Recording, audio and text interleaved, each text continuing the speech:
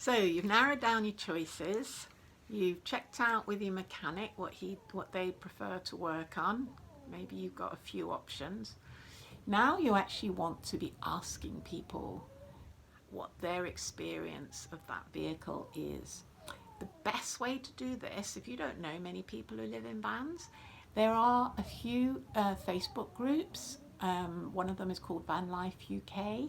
It's got like 60 or 70,000 members on it, and I would highly recommend that you join it. They're very, very sweet, very nice. Lots and lots of helpful information, people asking questions, and you can like just post on there, I'm thinking of getting a blah blah blah van. Does anybody have any comments to make about it? It's this, this year, this many miles. Is there anything I should be looking out for? Do you like it as a van? Blah blah blah.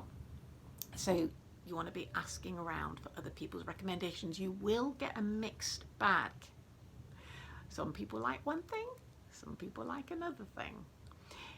My experience is that, say you get like a Ford Transit, an oldish one, they can be very cheap parts, but they can break down quite often and they can rot.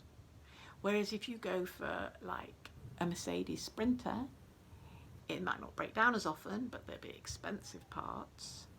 And even the old ones do tend to rot as well. So you need to know what the typical things are that go wrong with these different types of van, because they'll all have their weak spots and they'll all have the things that need to be kept on top of.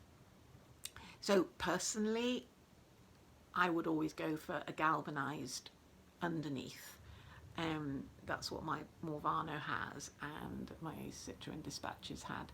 Whereas a lot of vans are not galvanized, and you're going to be looking at possibly welding down the road if it's a reasonably old van.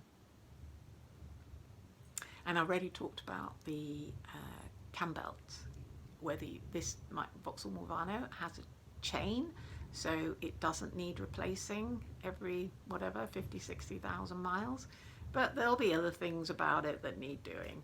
There's always something, the weak spot. There's always a weak spot somewhere, and it's a matter of what weak spot you go for, depending on your skills or your mechanic or your finances.